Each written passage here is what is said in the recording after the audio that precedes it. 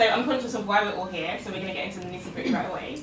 So first and foremost, what do you look for when you're looking for influencers to work with for Palmers, co-formers, ORS, and as an agency? I think when you look at influencers, just influencers who are kind of true to themselves. They know, what makes them unique and what they love, sort of kind of focusing on specifics. For instance, if it's fashion or beauty, so we then farmers try to tap into that lifestyle or whatever. Okay. So you kind of associate the brand with whatever the influencer's interests are. Because that's one way of kind of just reaching an audience. So they can be influencers from anywhere. They don't have to be specifically beauty, they don't have to be hair, they can just be like fitness, fashion, anything. Yeah. But as long as they've got a strong audience, you're happy to work with them. Cool.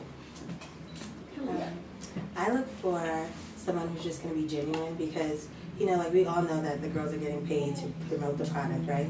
So I want someone who's going to tell the story, like not just like post like, hey, today I'm using X, Y, and Z. Like, no, like how does this really help you? Does it really work? If it doesn't work, tell us why and keep that in the video. Like I don't want to cut it out. Like if you struggled, tell the audience that you struggled because then when they go buy the product, then they're like, oh, well, so-and-so said this works. And then, like, they can't even get the product through their hair. Like, that, like, looks bad on the brand. So I look for influencers that are gonna just be, like, genuine and honest. And then who also want to have, like, a real relationship with the brand. So it's not, like, transactional, like, you create this content, I pay you, and then that's it. Like, no, like, I want to work with you again. It makes it easier for me. And I also want to, like, be a part of your hair journey. So, yeah. And then, Acacia, I know that we had quite an interesting conversation earlier this week in terms of influencers and the type of influencers that you're looking for specifically now. So maybe you can answer the question and then delve in a bit into that as well. I would say in terms of working with ORS, because ORS, they've got so many different products for natural hair, if it's relaxed, if you're transitioning. For me, I like to focus on people that can actually sort of demonstrate each hair type. And I know, for example, with this day and age, there's been like so much focus on a particular curl type. So I try to make it very inclusive in terms of who I'm working with, in terms of the shades, different length of hair type as well. So I think that is at the forefront of what I'm thinking of in terms of an influencer. So I try to be very, what's the word that I'm looking for? I try to be very inclusive in terms of who I'm looking to work with, but then at the same time, I know who I'm looking for in the back of my mind. So even if I haven't come across them at the moment, I feel like through the content I can sort of navigate my way through and trying to find that right person I'm looking for. So there's like lots of different variables in terms of how I look to approach working with an influencer. It really depends on what my objective is at that moment. So it's very different avenues, you can say. Cool. And then Chloe, as far as influencers, do they find you or do you find them? And if you find them, what are you looking for? It's a bit of both really. Sometimes we have people that reach out to us and we can have a look at them and see what they're about. In terms of what we're actually looking for, whether we're going out and finding people, whether they're finding us and we're looking at them. Us specifically, not all talent agents, but our talent agent specifically is very much about good influence. So we won't represent people who are spreading any kind of negative. Obviously, everyone has some kind of negativity somewhere, but we want people that have got a bit more substance to them. So whether that's, we've got people that are in fitness, and I think fitness usually is quite a good influence if you're doing it in the correct way. We've got some people that are study tubers, which a lot of people won't have heard of. What is that? Exactly, yeah, I genuinely never heard of it before I started working. So we've got 4 of them, probably the 4 biggest in the UK. And basically, they're all kind of end of college, kind of up to university. And they're talking about studying, so they'll do study with me, where they'll literally study and people will watch them study. It's like very much a motivational thing. Or they'll do study tips, they'll do how to be productive, how to be kind of mindful when you're in uni, because I'm sure anyone who's been to uni knows how stressful it is. So loads of different things, but basically it's very much a good influence and they're very much kind of inspiring their audience. And then same with beauty and lifestyle and all those kinds of things, just ensuring that people are a good influence. I think one thing that we really look for is someone that is more than just. So like if they're a beauty blogger, they're more than just a beauty blogger, they do more outside of that. So whether they're linked to a charity. So one of our girls who does kind of beauty, fitness, lifestyle, also does a lot of work kind of bringing light to endometriosis and telling people about that. Or what else can we do? That we've got guys who are fitness, who are also dads, and show how you can kind of juggle being a dad and being fitness. All those kinds of things, I think, are really important factor to think about if you are becoming an influencer, if that's your aim, is to really think about how you can be more than just one thing. Because I think also that will help you with brands as well. If you're, as you've already said, you don't always just look for beauty people. Because if you're fitness, it'll be cool to see how you sort out your hair after you've been to the gym all day, or hopefully not all day, hopefully not in the gym all day, but, you know, after you've been to the gym, or those kinds of things. And I think you can tick more boxes with brands anyway, because then you don't only just go for beauty brands, you can also go for fitness brands, clothing brands, etc. So yeah, good influence and someone who's a bit more than just one thing. That's fair. And then, Acacia, a question for you specifically. What can influencers do to make themselves stand out? So I'm trying to get noticed by ORS.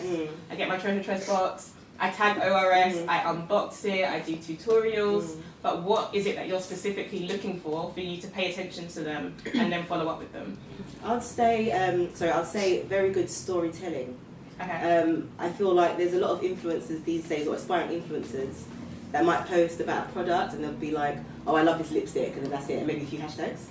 But for me, I'd rather them tell you exactly what they liked about that product, how it's made them feel, and also how they word it as well, and the particular hashtags that they choose. Okay. So for me, that would be something particular that I'm looking for, because if I'm working with an influencer, I would like them to actually be able to describe the product without me really and truly like dictating what they should say. Because for me, it's back and forth. I don't want to dictate and say, this is what we want to do, and we want you to do that. I'd rather than say, well, I've got this idea. I think this will work for my audience. I think that's the best route. So I'd say just being able to storytell is the main thing that I'm looking for. And also the way your feed looks, the content, the layout, everything. So if I've used the hashtag, or I've atted, if that's a word, ORS, you've seen my content, but the thing that's going to make you actually follow up with me is the way that I've unfolded the story. Exactly. Okay. Cool. And then Kalia and Chloe, questions for you specifically. Do the numbers really matter? And if so, which numbers really matter to you both? I'll let you answer first. I'll probably go on to your answer, so you can. Okay. The numbers do and do not matter. And I'm gonna tell you why. Okay, so a macro influencer, like that's the girl that you know got paid for the product. I mean, to do the post, and like she did it, and that's it. And yeah, she's gonna bring us the numbers, but like that's just because people like her. They're not genuinely interested in the product that she just promoted. So if we're looking for numbers, like if we have like, some numbers that we want to reach, like okay, yeah, we'll work with her. But really, I look for the micro influencers, like the girls that have like 5K to like 40K, because their followers are really genuine. And like it's so funny. Sorry to interrupt, that you consider people with 40K as micro influencers. Yeah. In the UK, you're not a micro influencer at 40K. Like, oh, you like macro? Do you know what though? I think micro and macro is that it's really hard. It's a really hard term, because I can talk to someone and say micro and they're thinking 100K. I can talk to another person say micro, they think 2K. Like it's such a vague term. Really, like it really does depend on the person you're talking to. Because sometimes brands come to me and say, "Oh, we're looking for a micro influencer," and I have no idea what they want. I don't know if you want like my smallest or my middle, or you know. I didn't even count macro until like 75, and that's like okay, maybe maybe depending on your content. But I'm saying like the micro influencers, like they're more genuine. They storytell. They come to you with the story that they want to tell. Like I don't have to say, for example, say this. Like I hate that, because now that just made my job. Like now I have to really, really check the content. Hope that you really wrote something that meant something. So it means something. Like no. So I depending on the campaign, I'm always going for the micro girls. Like they just create really good content. They're hungry. Like they're extremely hungry. So they will like create above and beyond. I've had one influencer. I felt so, like after we paid her, I went back and paid her more, because she just took what I asked her to do and like ran with it, did more, created more content, posted more. I didn't have to like check, and she was micro. Now she's growing, and now she like wants more money and stuff. But I'm okay with it, because she actually like she's good. So yeah. Just really depends on like the campaign, but I would go for the micro influencer. So numbers in terms of like us bringing people on, and even down to like their following, number of likes, Yeah. number of comments, like what numbers actually matter, if any. Yeah, I think again, like sometimes they do, sometimes they don't, and it really does depend. So I think in terms of people that we represent, we've got people that are kind of on 14K, we've got people that are on 1 million. We've got a lot of different people in between. I think in terms of numbers that we look for, if someone either came to us or we came across someone on Instagram and we thought, oh, this person is cool, we're very much looking at the engagement.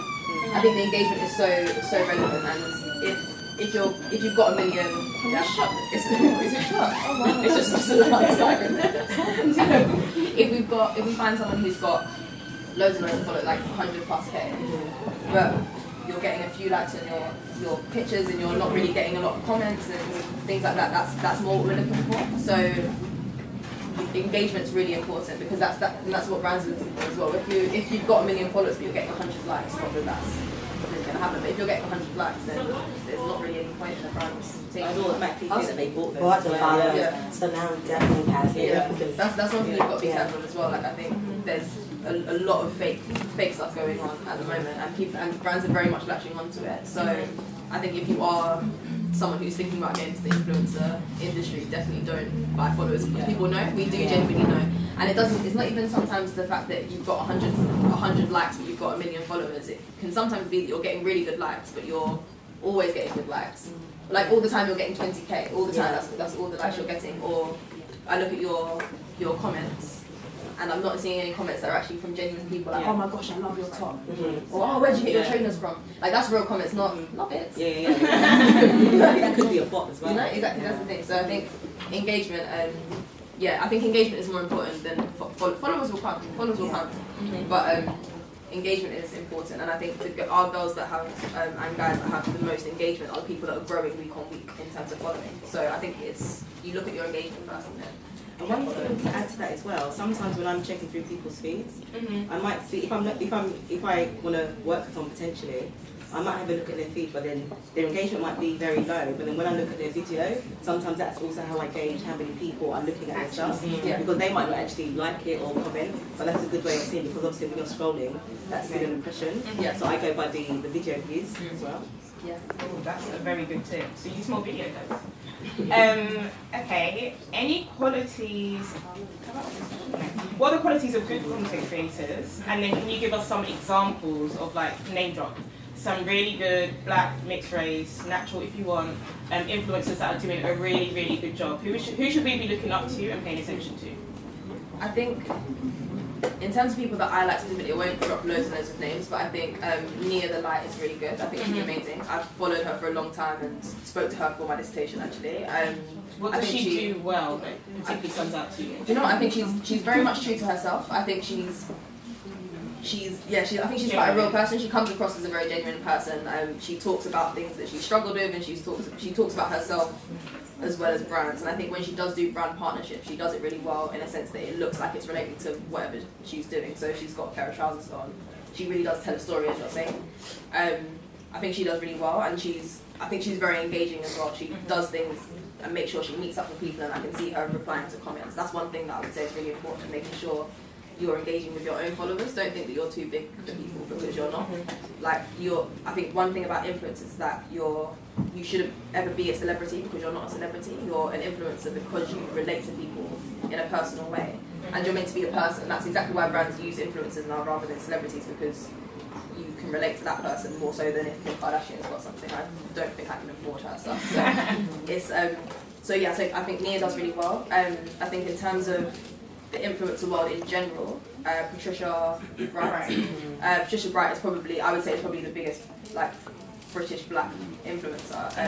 She does very well. I think it's because she does. Do you know, YouTube is so powerful. I think people always think about Instagram, but YouTube is so powerful, and we've got people that are way bigger on YouTube than they are on Instagram.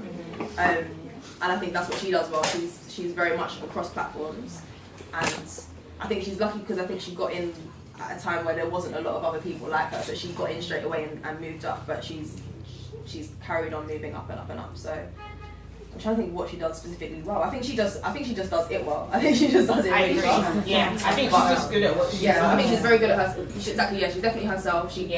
She's very real. Like, people have followed her journey from, I don't know how many years ago I came across her, but I think she's really good. But I think also, touching on Patricia Bright, I think there's definitely room for more people. Like, I think she does it well, and there's more people need to start doing it as well as her. So there's more black influencers at the top of the game.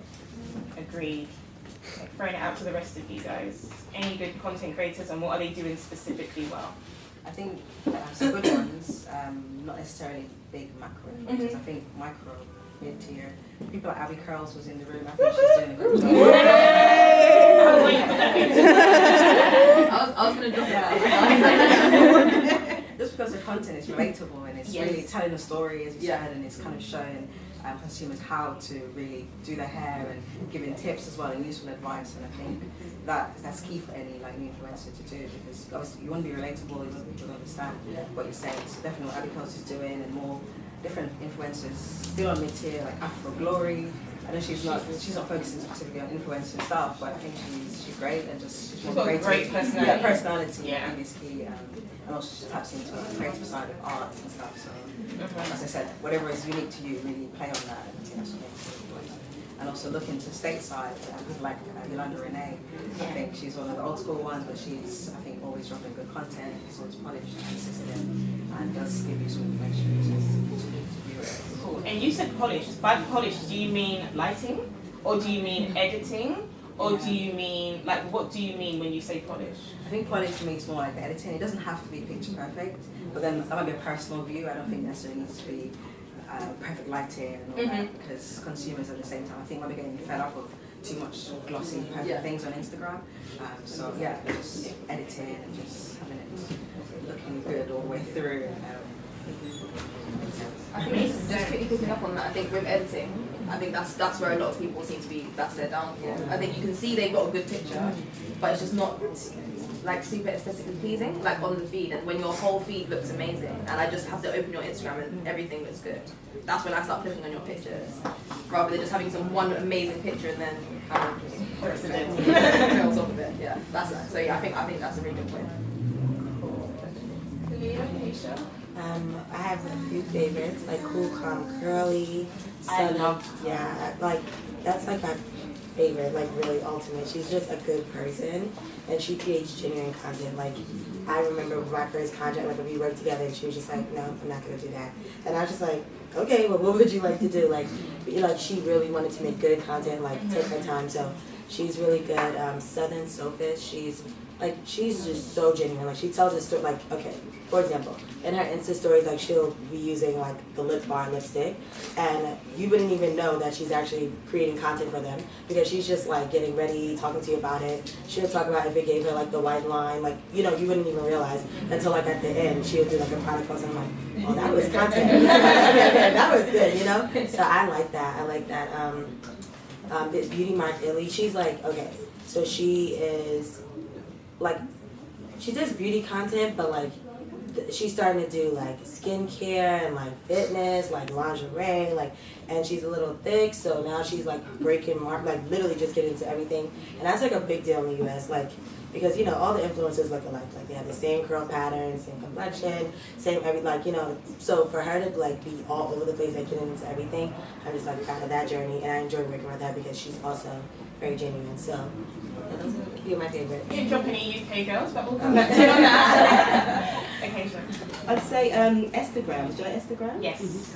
I think her content is so polished. Very clean. Yeah, it's like she's mastered it for me. Yeah. And herself as a personality, it's like she's so relatable, you can just get on with her so easily.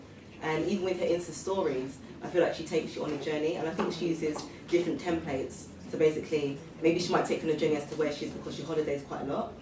And I just feel like you're there with her in her Insta stories, and she does that really, really good. So I think for me, she would be one of the top ones. And also, I think, who said Abby? Someone said Abby. Abby Pills, and also Beulah. I've recently been working with them quite often recently, and I just like the way that they can sort of, in terms of when they do their hair, it's like, I feel like anyone that doesn't know how to do hair properly, they can just watch their content and learn from them. Yes. So I think they do that really well. Nephi Crofro. Yes. Layla. Yeah. She's really, really good. She does a thing with templates as well. She's on holiday for like now. Yeah, exactly. Yeah. So yeah, I think she's one of the great ones to watch on YouTube and Instagram as well. Yeah. Perfect. So we've heard about the good. Can you share some like horror stories? Do not mention any names, but like any horror stories of working with influencers where they've done something that's like completely thrown you off, whether it's like the negotiation, or they've created some content and you've been like, no, this is not what I wanted, or like their attitude's been bad. Just anything that people can actually walk away with and think, okay, that's something that I'm definitely not going to do if I want to take this seriously. I think that's a tricky question for me to answer because I work with my own influencers and we wouldn't represent anyone that's like that. Like all of our influencers are really hard working. So I think in terms of horror stories, let me say maybe on the other, because you guys can talk about influencers, I'll say on the other side. There's one thing that's, I don't know if you guys work with them, but platforms. So there's a lot of platforms that you can now sign up to as an influencer. So basically it kind of like goes past management, so you get your deals and you relate to them in that way.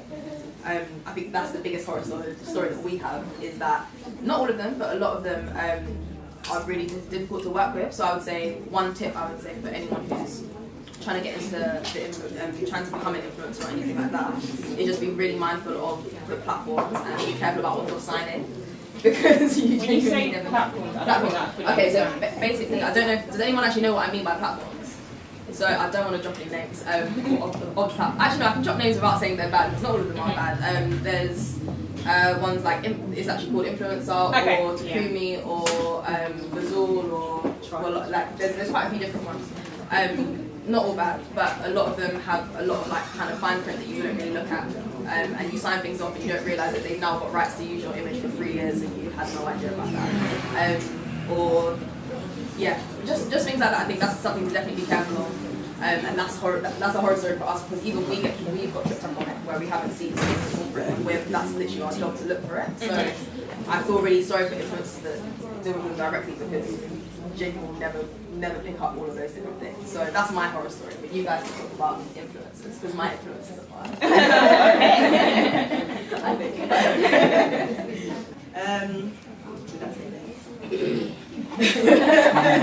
You got someone in your head right here.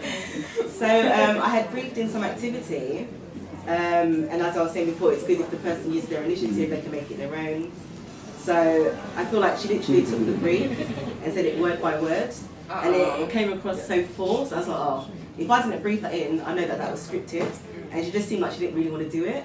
I'm like, oh gosh, like, I'd rather her take it down and do it again. But because of the time that I saw it, it was already up for a couple of hours. So I was like, do you know what, it's done now, so we have to work with it. But normally she's really good in terms of content creation, but I guess it was just an off day for her that day, which is a shame. But we can't really manage that because we don't know what we're going through as well. So I would say what I can do in future, just make sure I brief it like to the T and say this is open to your own interpretation. Do it as you would like to, but just make sure you sort of stay along the same guidelines. So I say for me, that was just maybe the worst thing that I've come across so far. Just in terms of the delivery, it was so forced, and even for me, I didn't really like it. So I'm just thinking about everyone else that's watching it. They probably wouldn't buy into it as well. So yeah, that was a big thing for me. So you said that you could tell that she was having an off day. So what made it someone that you work with after having that negative experience, or like you've completely been like, okay, no, I'm not going to work with this one anymore. I'm going to find someone similar, but of a better quality. So was the question if I would work with her again? Yeah, and like what informed your decision to do that? So like what is saving her from being like pushed to the side and I'm not going to work with her again? To you saying, oh, she's having an off day, I would work with her again. I would say she had previously done some content for us, so I knew what she can do. Okay. And I think that was just a one-off. Okay. So it's I because decided you to worked with slide. her previously before. Yeah, exactly. Okay. But I think if that was the first time I worked with her and she'd done that, I don't think I'd do it again. Okay. Can I just ask you a question? So do you guys ask for content to be given to you first to sign off on, or do you just let them go straight live with their content? Well, most of the times we do, but then if we've worked with them previously, I sort of know what to expect. Yeah, exactly.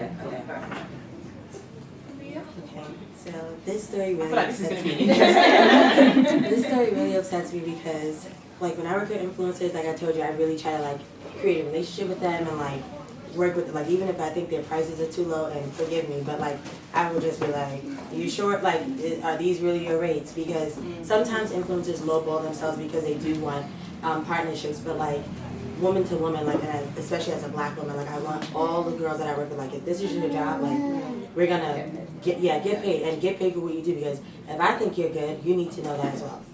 So there was a campaign, and let's say the campaign started from December 1 to December 30th. That's when it should have went live, right? So from those dates, you know that you should post anytime around that time. But prior to, you needed to submit the content to me, like so that the team can approve it, you know, whatever. So I'm like reaching out to the influencer, like, hey, where is it? Like, you know, following up, no response. Then finally, she responds and she's like, oh, well, I thought that it was supposed to go during December 1 to December 30th. I'm like, it is, but like we need the content prior to because, you know. And so she's like, well, from my, like basically sent an email saying like, well, I'm just going to come out of the campaign, like drop out of the campaign. And I didn't even respond for two reasons. One, because I would respond extremely emotional. Like, I didn't want to be emotional about it, but I just felt like that wasn't the way you handle that business. Or forget me, like, if you didn't understand there's a miscommunication, maybe I too could have been a little bit more like, I could have reinforced how the campaign was running. But like, you signed a contract that literally detail for detail explained bullet by bullet how we wanted it to run and how it's supposed to go. So I would have appreciated if she would have been honest and been like, hey, I don't have it ready, and or I'm not prepared, I need more to, like, just be honest so that we can work with it, right? Because I can't force the post. It has to come, like, whatever. But like, instead of taking ownership and responsibility of a miscommunication or misinterpretation, she just like quit and then pretend like it was just like whatever. But And surely that she was locked into a contract, right? she was already locked into the contract. You give me a So she signed sign, literally. And the way I like, if once you approve your content, you get paid. Like, I don't wait until you post. We don't wait until you post it. Yeah. So it was just like, you know, I was just disappointed. And I made a note, like, you know what, I'm gonna reach out to her later to talk to her, like, just off the record once the campaign is over, because she creates great content, like great content. But then I was just like, no, like, she needs to grow, and I'm gonna allow her to do that. But it was just so disappointing because it was just like, why quit? Why not acknowledge your like, it's a mistake, we all make them. But like, just to quit and act like it was no big deal, just like, no. So yeah. Had not many horror stories. Maybe had one macro influencer that created content for us, and it just wasn't that great. And we obviously had to feed that back because we can't put it live with the campaigns to go live, like say next week.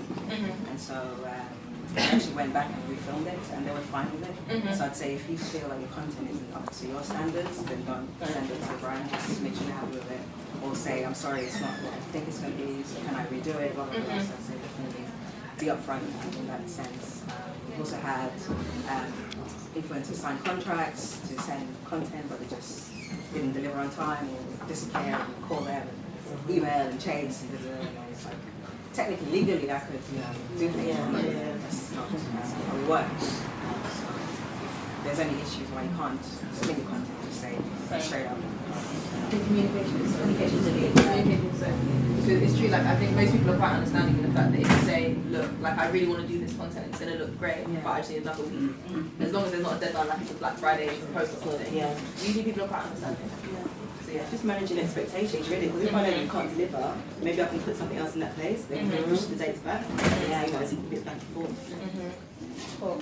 I've got 3 more questions, but I want to throw it out to the audience. Do we have any burning questions that anyone wants to ask before I continue? For anybody who's up and coming, how does one sit down to start figuring out what their rate should be?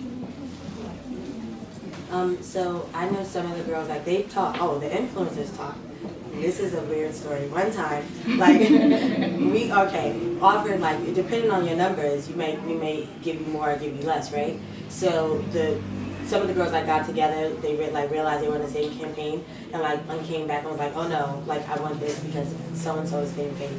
So I feel like there's a community, right? And you guys discuss like what it is that you're willing to get paid or what you want, but also just reach out to, like, the girl that I told you about, like, I sat with her and was just like, no, like, you need to think about this and figure out like what you think you deserve and then negotiate that.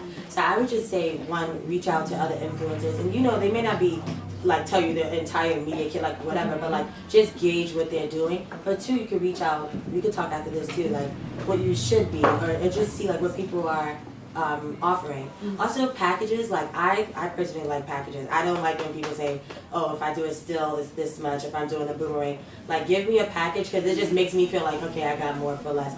And probably you really actually I'm getting less for more, but whatever. Make packages so that it's just easier to like go back and forth on the negotiation. You can also use like platforms, as you mentioned. For instance, say Tribe is one we used last year for campaigns, and within that, I think it gives like a, some of them a actually guide say- price, so you can give you a rough idea of what. Yeah. What do you say that was? Flavor you need to. It's called Tribe. We used it last year for about 20 influencers to campaign for Coca-Cola. It's a really, really good platform, but I'd say that gives you a good guide as to roughly what to charge. Yeah, there's a You can couple inflate if you need to. Yeah, and, yeah. That's right. Yeah, there's a couple of platforms that do that way, like once you kind of usually like log into your Instagram and it starts clocking like how many followers you have, your engagements, and like your it figures out everything, like your demographics, everything, and then it usually kind of like calculates how much you should be getting. But just be careful because some of them I put my influences in and I'm like, that's way under what they should be getting, or like way over or something. So sorry. I know. But yeah, I think platforms are really helpful. But yeah, I think discussing with other people, platforms, also like reach out to management. Even if you're not in a space where you should be getting managed at the moment, I don't know about all managers, but us personally, we're more than happy to sit down with people and just discuss things and throw around ideas, and maybe in the future we can look into signing you. But we can, some people, not everyone, but some people are happy to help and like give you a bit of an idea. So yeah. And also, if you've had a discussion with fellow peers, you might have a rough idea as to how much you should be asking for. But if you're not too sure, then I would always like just reach out to the person that you want to work with, because you might say, "Oh, I want X amount," and they might say, "Well, we think we should give you this." So I don't think there's any harm in reaching out first if you don't actually know, because they can actually be a good guideline to help you. I think, sorry, just quickly, one thing about rates as well, just if you figured out your costs, your prices, and you feel like they're the right prices for you, be careful about going too low with them, because once you get bigger and you go back to that same brand, they'll be like, wait, but you last week you charged me £200, now you're trying to charge me £1,000, like what's that about? So I think if you really want to work with a brand, then obviously work with them and maybe say to them, look, this isn't what I usually charge, but I really like you guys, so I'm going to lower my rate a bit, and hopefully we'll get some more work in the future. But definitely don't go around just kind of, oh yeah, I'll give you £100, I'll give you £200, like, because you're going to lessen yourself and you're going to devalue your service.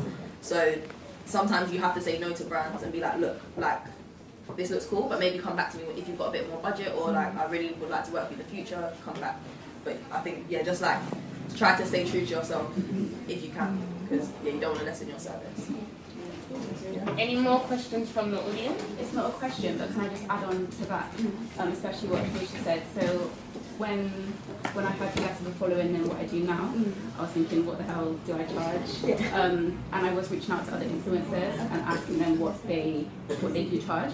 But people seem to be like a bit funny about money and they don't want to get figures and things like that. So I found I learned more through trial and error, like sending a price out to a brand. When I was getting prices just accepted straight away, I realised my prices were too low. So then, once you start negotiating with brands, and like they bring back a figure back to you, then you know you're at a level where you're kind of not like way above, but you're at the right level if there's a little bit of negotiation. So I would just kind of experiment with emailing back and forth with brands, and then if you've got a little bit of negotiation, you know that you're not selling yourself short, then you know that as long as the figure that they send back isn't too far from your figure, you know you're not being like extortionate at the same time. Cool, thanks, Abby. All right, I'm going to continue with my questions, and then if you have another question, just raise your hands. So this is a question specifically for Chloe and Krista, but Kalia, occasionally if you want to chime in, feel free to do so. What do you want to see more of in the content creation space? Because I'm sure you see a lot of content every day. Like, what's becoming really repetitive, and what, like, that's fresh and new do you want to see next? I think more videos, rather than just images. I think it's just, as a consumer, how do you view like Instagram or YouTube, or you consume? I'd say videos mainly. So just add more videos and creative, innovative videos as well. And just as I said earlier on, just staying true to yourself and bringing through your personality more into those videos, not just saying, okay, here's the product. What I want to see more of next year. And also just the influencers working together as well. I think that's quite powerful. Collaboration with each other to really, I guess, grow your own following and also to help the brand as well. Yeah, no, I completely agree. I think people staying true to themselves, because you can tell when things are addy. I hate addy ads. I know that sounds so silly, but I hate addy ads. I think you should you should be able to integrate the ad into your own content without it looking like sticking out onto your feed. Like it should all fit within your feed. So I think people being more kind of like bringing some innovation into their ad work and doing more than what the brand is probably telling them to do, not just holding a product and being like, oh, I like this. So I think like more creativity around ad work, definitely. I think that's paramount. I think creativity within posts in general. A lot of people, I don't know how much you've seen, a lot of people are doing a lot of things where they'll do maybe, I don't know, like the picture is still but some of the things are moving. I like that kind of stuff. A few of my influencers are starting to get into that, and it's so cool, and brands love it, and because it's something different that you don't see every day. So I think outside the box. Don't just see someone's picture and think, oh yeah, I'm going to do exactly that. Think outside the box and think about how you can make that post creative and that post something that someone else looks at and thinks, oh yeah, this is cool, like, I want to do this too. So I think creativity. I think people doing good things, like in a sense that I don't want to see you getting paid for everything. If you're out here doing charity work, if you're out here doing stuff where, I don't know, maybe for like an upcoming brand or something where people actually, you are doing it because you're being a good person, not just because it's money. I think people need to remember where they came from and do stuff like that, like be a good person, I think, and do more. I think more videos, cross-platform stuff. I think YouTube's really helpful. Not just being on Instagram, doing stuff on YouTube or Instagram Live is good as well. I had one more thing that I just thought of. What else? Oh, and also like doing other projects. So a lot of art influencers are doing things like podcasts, like mini series on YouTube where they'll do like a series of fitness or a series of beauty or whatever it is. One of our girls did an anti-bullying series, like completely off her own back. We didn't ask her to do it; she did it off her own back, and people absolutely loved it. I think I like seeing people that are doing good, not just taking pictures and doing ad work all the time. Leah, occasionally. I just have one point that isn't really related to that question. But in terms of trying to reach out to people, I'd say one tip is to put your contact details in the bio, because a lot of the times I'm on my laptop. Where's you don't see the email button. I always wonder why people do that. Like when I get DMs like, what's your email address? I'm like, it's right there. You just tap it on my laptop. Okay. And if you're like looking for people to work with, that can be such a long process because then you have to go on my phone. I have to look them up. And it's just like I'd rather just be able to copy paste the email from the laptop where I already am. So just little things like that really help. That is a very, very good tip. How about you, Leah? Video content, that's the best content. Like that's when your followers or like anyone who's interested in you get to like actually engage with you and like figure out like what you're actually doing. The post, like regular post, is just like, okay, she's cute or that looks good, but like I'm not gonna go buy that. But if you show me like this actually works and this is how it works and you're honest, like in your videos, like I don't care if the brand gives you a script, like go off the script and be honest. Like it translates in like the video, and that's the best for me. And the creativity, like time lapse on your regular iPhone. I love a good time lapse, like because it just feels like, oh yeah, I could do that. Like messy backgrounds in your time, like genuine content. Like I mean, don't put that on your feed because that'll mess up your layout. But like in your stories and stuff, when people are like getting to know you and following you, like good, like genuine time lapse, messy backgrounds, you actually getting down and dirty in the content, like that looks good. Cool. And then I've got a question for you specifically, Leah.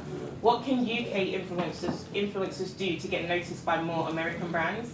Because I know with TreasureTress, a lot of our conversations are actually proving that black women exist in Europe. Yeah. So what can black women in Europe do to actually get noticed by American brands? Okay, well specifically, American brands. Okay, so one, I'm here, so before you guys leave, like please let's connect, because I'm sorry, I didn't know all the UK influencers, but I'm not I want to get to know you guys, so that's one. But just reach out, reach the person on the DM, the person on Instagram is an intern. They're probably like 20 to 25. DM them. Like even me, I'm not an influencer at all. Like I post stuff because in media, like every brand sends us everything, and so like I get whatever at my desk, and then I'll just post it, and then the brand is like responding like, oh, we'll send you more, and I'm like, oh girl, I work in video, like I'm not creating any content. So DM them and figure that out, but just basically reach out.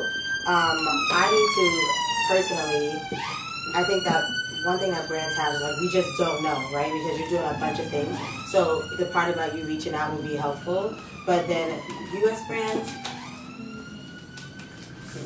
depends on what it is, right? Because sometimes, like for me, like okay, curl formers, they're actually based here, by the way, guys. They're not based in the US. And working with Black women, like they hired me because of the, like, they just couldn't, like, we were trying to figure out how do you get Black women to really engage in this content, create engaging content and, like, be genuine about this product. And I just realized, like, one, you don't know who they are, so let's start there. And two, you need to make sure that you're getting women who are, like, genuinely interested in working with the brand and not just, like, putting the Black face on the Instagram, because that, too, is really, like, we get it, like, we know you paid her. So yeah, I hope that answers your question. Yeah, no, that was good. And then Krista, I know you're always doing really, really interesting stuff with the Palmer Squad. So what do you have in store for content creators in 2019? Obviously you don't have to share all of the fully confidential plans, but like a very vague idea of the direction that Palmer's is going into. Like, are you going for like more fitness girls? Is there a special focus on a particular hair type? Like, what's going to happen with Palmer's in 2019 that the women in this room can benefit from knowing so early on? Well, we want to extend the Palmer Squad next year. So currently we have Abby Curls and Culture, and we also have Naturally Zizi as well. But next year we're planning to have more influencers, not just hair, but doing different things. So it's pregnancy, family, because Palmer's is a brand, it's products for everything, from head to toe. So yeah, so next year we're extending the Palmer Squad. We have new products launching. I can't say what. You'll find out in the You'll find out. But yeah, and for next year, so one thing I have to say for influencers is focus a bit more on your data as well. Share, because that's very insightful for us, taking it back to the business to say, we're working with this influencer, they need to see what's that generating, what impact is that making. It's not just X likes or comments, but also what we're reaching, what's the audience like. So I think focus a bit more on data as well. Data-driven approach. Cool. Acacia, how about you? Quite similar actually. In 2019 we've got a lot of activity coming up, and I'm going to be looking for girls that can participate in those activities for different hair types. We've also got a product launch or product range coming out as well, I can't really say either. But there's a lot of stuff happening in 2019. So today would actually be a good time to actually see anyone that might be interested in joining RS and doing bits of activities and seeing how we can develop. Because I like to work with people who might not necessarily have a place already on social media as an influencer as such, and I like to work with them and develop with them. And I think you can get a lot more out of that as well. So for me, that would be. Sounds good. Kalia, you alluded to it a bit in your earlier answer, but Curl Formers 2019 influencers, I know we've been talking about this for quite a while, so don't share it all, but share a little bit just for some guidance for the women in the room, how to get themselves noticed. Okay, well, one, please let's connect after this. But we have a lot of new products launching too, and we will definitely need to work with women that are already in the UK. So again, let's connect. But to get noticed, again, guys, like genuine content. Like it really annoys me to like look at like, you know, when you take a picture in the background with like a pink background and it's clean, like I know you set it up, I know your ring light is going. Like literally lifestyle content. Because curl formers are not like, let's just be honest, it's not a wet line, it's an actual tool, so it takes more time, and it's not an easy product to use if you just like, you know, I don't know how to, we know how to put leave-in conditioner in and leave it, but like curl formers, you may get caught up, so, you know, like, literally just being open and on and willing to like take that, run with that challenge, and, you know, translate. So again, let's connect after this, but curl formers is really growing. Like, and they're really like, even though it's a big brand, they have like a lot. We also need like the relationships, just like you guys want to be paid. We genuinely need these connections too. So I want to work with women who are willing to help us tell the story that we're trying to tell, and then give us some pointers. Like if you realize, oh no, that's nonsense, say it, and give us some feedback. So women who are willing to like go back and forth with their brand. Even in our ideas, like just because this is what we want to do, if you have some ideas and things that you want, like you think would be beneficial, like say that. That will help. And just for my own record, how many people in here actually know what curl formers are or have tried using them before? I know what they are, but I've never tried to use them yet. Okay. You tried to use them? No, I've never tried to use them, but I know what they are. quickly show them what it is.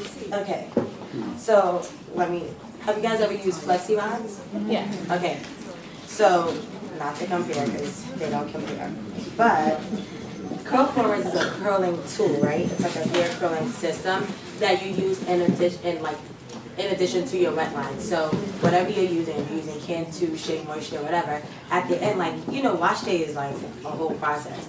And for some of the girls, like I use curl formers in my wigs, wearing one now. And because it just like keeps the curl a little longer. It gives you like that messy look. Like it looks a little natural, kind of depending on the bundle. But it won't allow you, like you don't have to keep like flexi rod, like keep curling every night or keep doing the Bantu knots. Like you could just do your curls at the beginning of the day with your curl formers and then, have a week old curl. So basically the system, it's like they're different curl formers. So you can have like, if you want a skinny spiral curl or anything, there's some barrel curls over there, they're like bigger. So you put your hair, I'll do demonstration later. Okay. Let's not break this. I'm gonna break this. So basically, this goes into this and it becomes a hook, right? And then you put your actual hair in this little hook. And this is why I'm telling you, it can be a little difficult, but once you get it, you got it. You put the hook through this rod and you literally pull your hair. Your hair goes inside of this. So then when you take it out, it becomes like whatever this rod is, that's the shape of your curl. Which is why it's important to grab the barrels that the curl former that you want. Like if you want a bigger curl, you don't go for the spiral. And then it goes according to length, right? So you can have like, if you have shorter hair, like these bangs, like I used the one that was for like 24-inch hair and it was just really long. But I put them on there so that when I combed it out, it gave me like this messy, thick, like it didn't make it as tiny as I wanted it to be. And then I got to like comb it out with a big tooth comb. So what I like about curl formers is that you can manipulate it. It gives you the foundation. So now you have this head full of curls, but you don't need to walk around with Shirley Simple curls like you're a grown woman. So you need to, I hate that. No. You need to take the paddle brush or your big tooth comb or your fingers or whatever you use and comb out the curls. But in using curl formers, it allows you to it keeps the curl for whatever it is. So like today, these are like 2-3 day old curls. And also I didn't do anything to keep it up, but I just took the wig off and put it on the bed. But usually you could go back and use just 5 instead of using the whole pack, because it's literally a whole pack of them. You don't need that many. You just put your hair back in them and 5 of them a night, and you can sleep because they flatten down. They're not they don't hurt your head. They just get as flat. I put it in a bonnet and go to bed when I'm don't want anybody to see that my wig comes off. So to be clear, you can use them on natural hair as well. Natural hair, yeah. So they're a great way to stretch your hair if you don't want to go through section by section and blow dry. You can literally put in a curl format and then allow it to work its magic. And who didn't answer the question? Chloe. What's the question? I can't remember. The question was it like 2019. Yeah, that's it. Yeah, but I don't know if it will really apply to you because you're an agency. But you can still tell us a bit about 2019 and what you would expect from influencers or what you're planning for influencers. For our influencers that we currently represent, we're trying to do a lot more production, like what I was mentioning before, production, doing podcasts, doing all those kinds of things. That's mostly what we're doing, really getting into the production side and just sick content. Like I said, we've got videographers in the house, so doing videography. There you go, videography. That stop motion kind of vibe, all those kinds of things. That's what we've got planned. In terms of bringing new people on, we've just brought on a couple of new people. We're trying to branch out a bit more. So we've just brought on a girl who's all about sustainability. She's not even from the UK actually. She's from, where is she from? She's not on my side of the roster. She's from Europe. I can't remember exactly where. But she's she's all about sustainability and that kind of living. We're trying to get in as many pies as possible, basically. I don't know how much more I can elaborate on that really, but branching out. Cool. Any more questions from the audience before I ask my final question? So I have a question now. There we go. So say like me, I want to become an influencer and I have no idea how I'm supposed to approach a brand. How does one go about approaching a brand? What do I do? Please. That was actually my next question. Do you know exactly what you want to do? Like, So- what's your vision or what's your goal? So me, so my hair, because I love it. I don't really know much, but I'm learning because of TreasureTress, to be fair, and it's grown because of TreasureTress. But I'm a mum. I'm a new mum, and You got a blog? I have got a blog. So I've been writing a blog. I write about my daughter, about self-love as well, because I find that being a mum, I tend to like beat myself down, and other mums I've met, they do that as well. Beat themselves down, put everything on top of them, and like, you know, I want to talk about being able to be who you were before being a mum, as well as being a mum, instead of just losing yourself.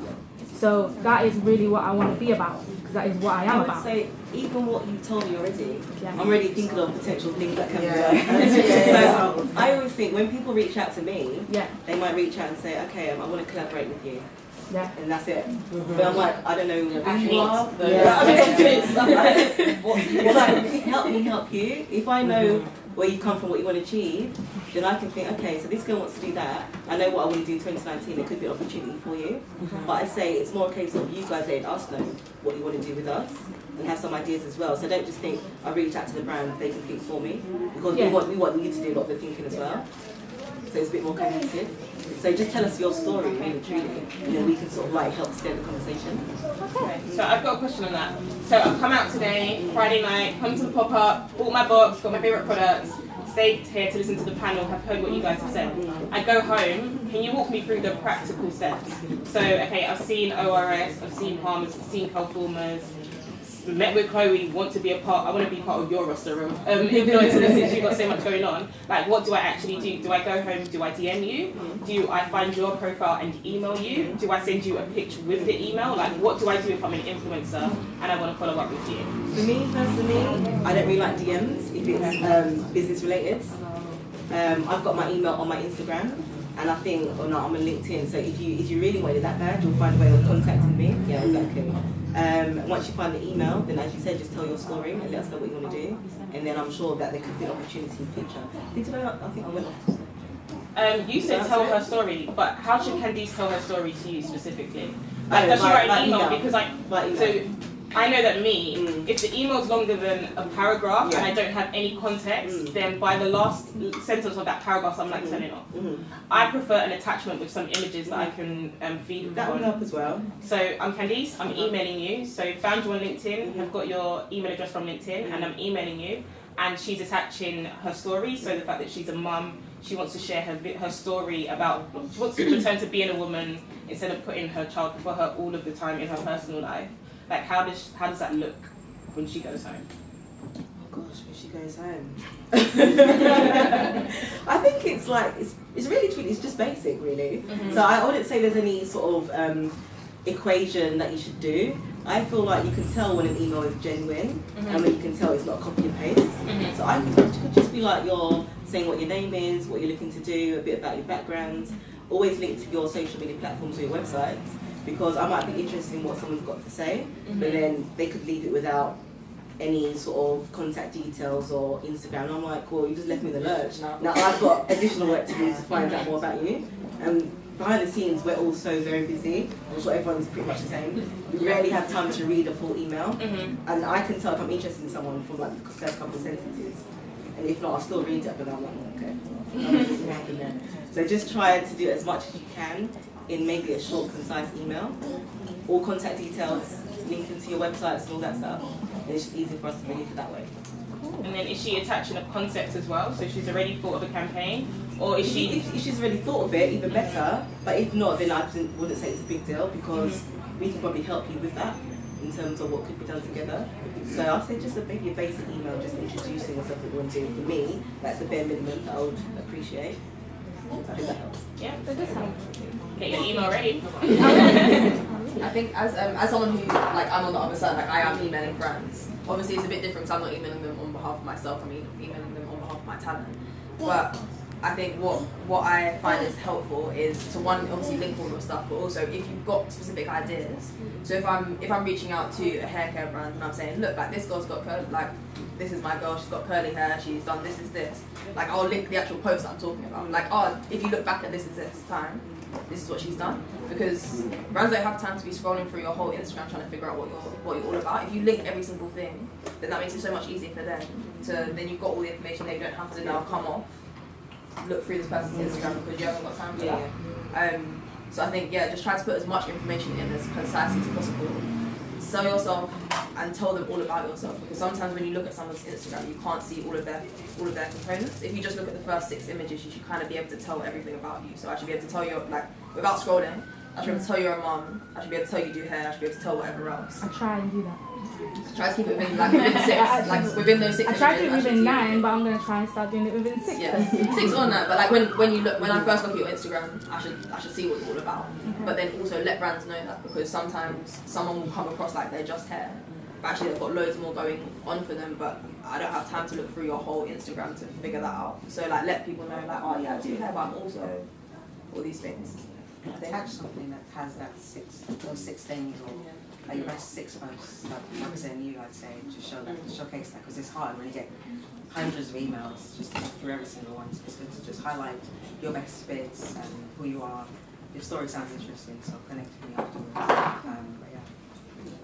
Ooh, that was the last of my questions. I'm going to ask you all to close with 3 tips for influencers in the room. Please don't say something super vague. Make it super practical. So like, if I write this down, I can go home and I can execute on it. So Chloe, I'll start with you. Oh no, you haven't given me something like one each. That's a big question. Alright, do 1 on 1. We'll go around 3 times. I'll just take all of them. Let me have a think for a second, because I don't want to do a rubbish one and you guys start saying better ones. I'll start. Yeah, there you go. I was going to take your one. I was going to say go home and take the email, attach your email to your actual bio rather than just relying on the button for email. Yeah, that's me.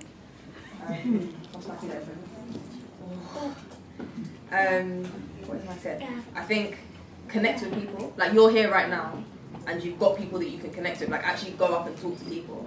Also, be mindful of who you're around, because I've had it where I'm in a room with someone, they have no idea who I am. And they're talking in a certain way, and later I wanted to talk to you, now I don't want to talk to you anymore. Like, be mindful when you're in these kinds of situations. You never know who's around you. And if you're talking and you're talking about something and I'm like, oh, that sounds like a cool project, let me go and speak to this person. But if you're talking and you're, slagging someone off in the room, I'm not really going to want to talk to you anymore.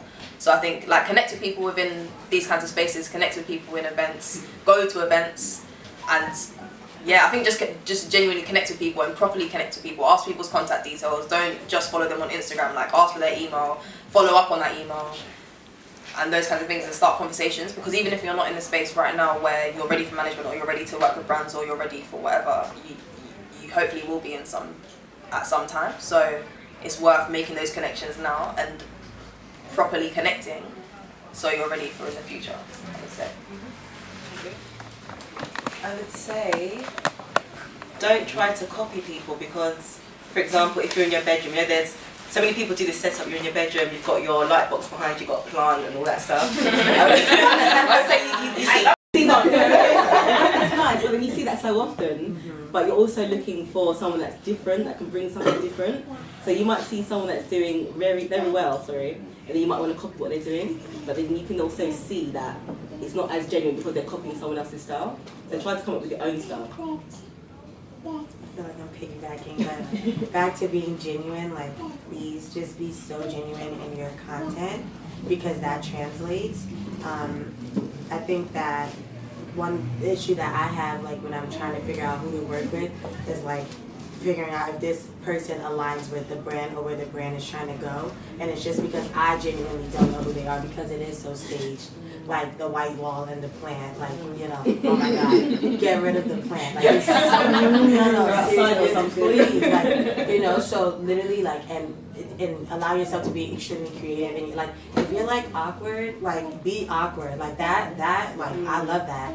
That really helps. So I think, like, and one of the ways you could just be genuine is just being honest. Like, your story, like, oh, I'm talking to you after this, because I just feel like you want to grow, and I know that our brand needs to grow, and like, we could do that together. And it's only because you were just being yourself, you know what I mean? So like, literally just being yourself. Like, do not try to be like what you see on Instagram, because it really is staged. So they took a while to get the there was one cowlick in their hair and they fixed it. So like, literally just figure out what you're gonna do and then do that.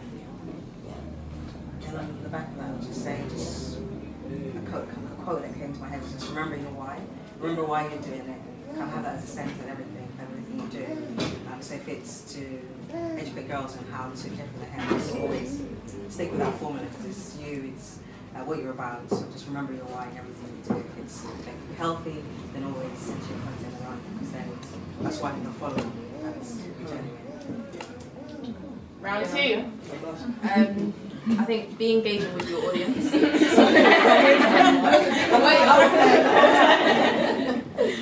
Be engaging with your audience. So, as I said previously, like remember who you are, remember where you come from. Like you're that same person that used to comment on people's pictures. So now people are commenting on your pictures. You would have wanted a response, so you give that response. So, but obviously you can't respond if you've got millions of comments. You can't respond to all of them, but give a couple people a like, give a couple people a response, give a couple people a DM.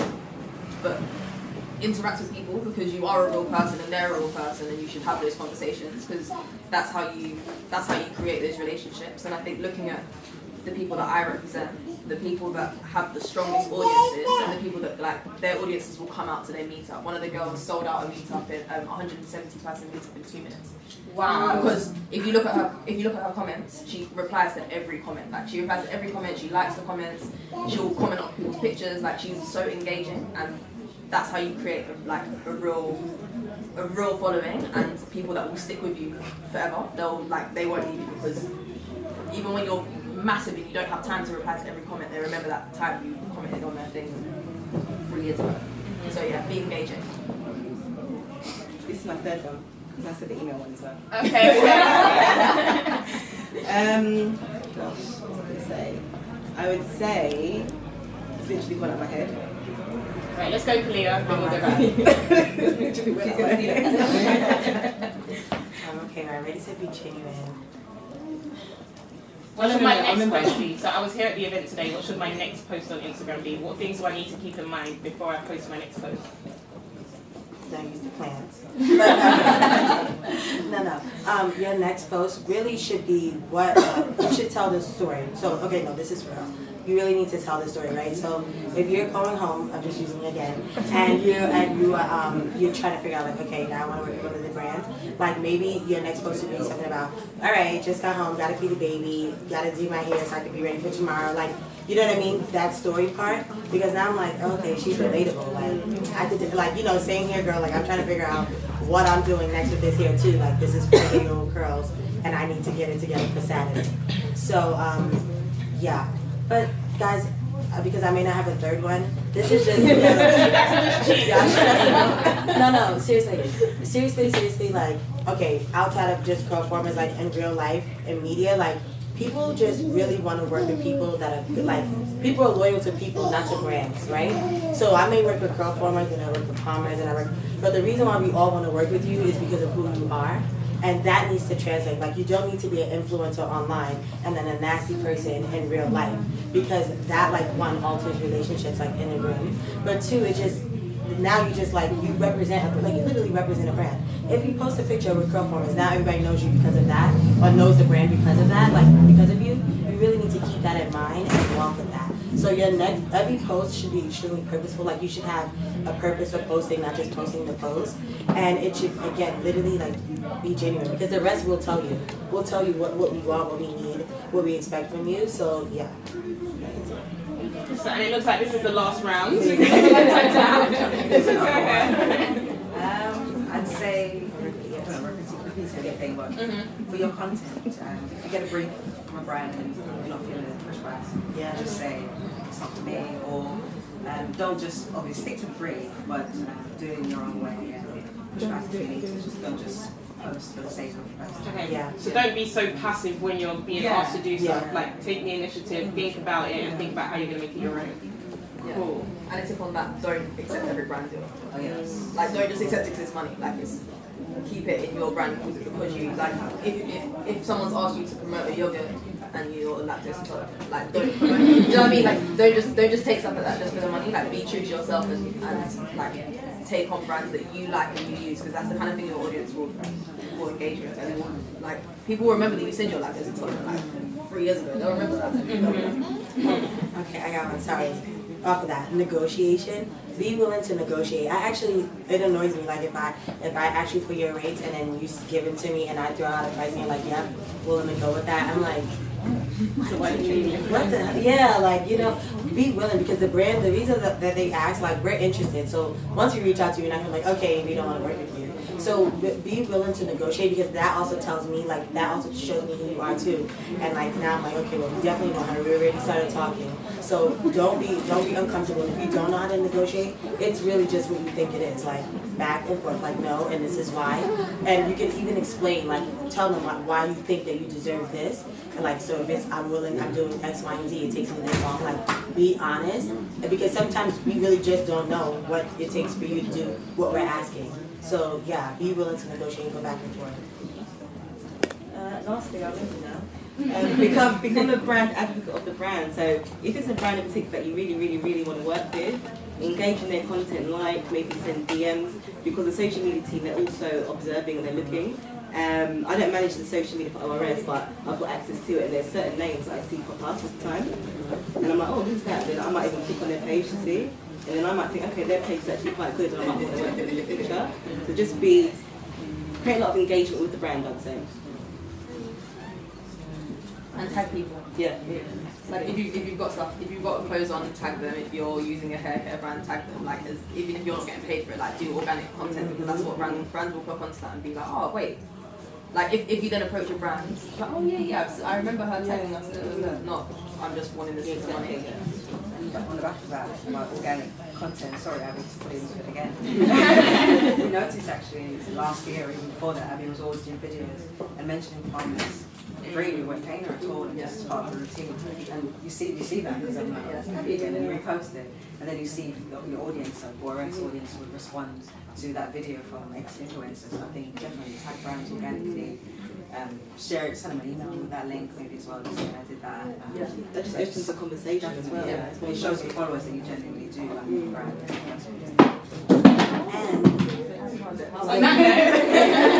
And also tagging, that helps with the brand, like when they're looking for UGC. So I've been on the side of the social media What team. is UGC? Oh, user generated content. So like, you know, like some days a brand may post a girl who's like perfect, but she probably really didn't use the brand's curl, and curl product, but they're just using it as inspiration. Like that girl didn't get paid, but she's now posted on the brand's page and like has the recognition, and I may get noticed by another brand because her hair look good. Like, you know what I mean? So like be willing, like even if you're not getting paid, like if you use Palmer's, right? And then you use, in addition to using curl Palmer's, tag both. Even if we're just paying you, because now Palmer sees that you're working with them, and they may be willing to work with you as well. So, in the interest of time, we've got to wrap up. Can we give a round of applause for the panel?